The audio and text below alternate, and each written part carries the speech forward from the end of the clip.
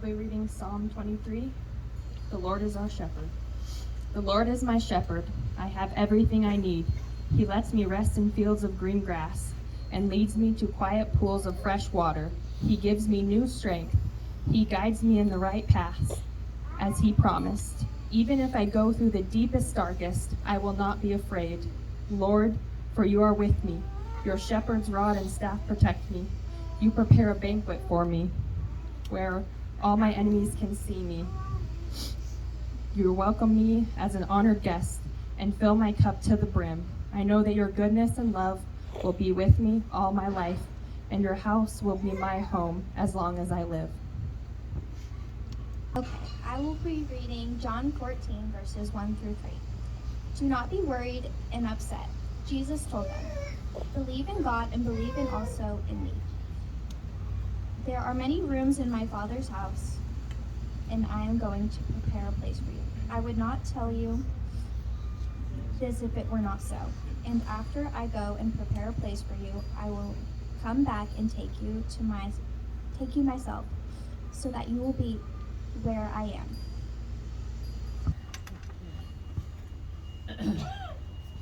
Well, thank you. You've done so well so far.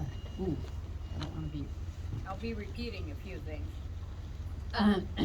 We thank you. We have been so blessed by the many kindnesses showered upon us during Bill's illness and his leaving. So many thoughtful and helpful people have cared for us.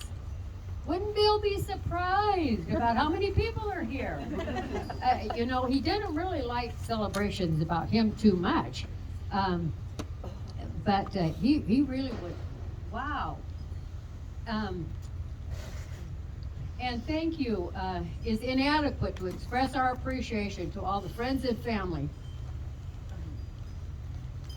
who made the gathering in Oregon and here today possible.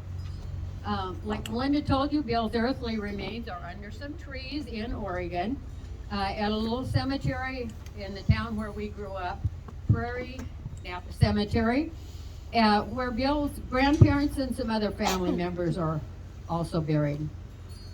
I told Melinda I needed to be the one to share about his faith because he didn't talk to anybody about it except me, and she said, well, no, he told us about it. When Bill was a senior, we had a well-liked pastor in our little town, and many people that didn't have anything to do with church went to confirmation class. And on May 15th, 1955, all 5 Mackey boys were baptized. Ed was just a baby at the time, and later that day was Confirmation Sunday. Through the years, Bill was confident in God's love and direction in his life. He believed when your time was up was God's business. He was just not ready for his time to be up. He had many projects to finish and new ideas and things to build.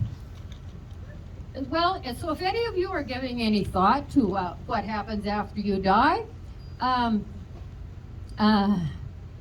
as Allison read in John 14, 1-3, God has a perfect plan. He sent his sinless son Jesus to die on the cross for all of us. It's simple. All you need to do is say you are sorry and are not perfect and believe. Something miraculous happens that we don't have to understand. But God looks at you through Jesus, you are forgiven. Bill truly believed that he would be in heaven because of God's grace, which means a free gift, nothing you can do to earn it. He would want to have the same peace for you. He wants to see you in heaven.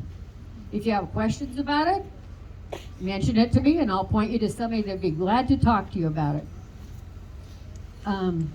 In our baptism service it says, Bill Mackey, this happened many years ago when Bill was baptized.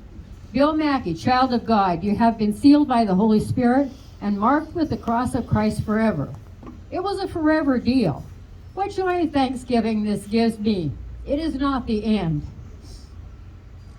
Saying the Lord's Prayer was important to Bill. When he woke up after he had his bypass surgery, he said, I'm still here, you better say the Lord's Prayer. So if you join me in saying the Lord's Prayer.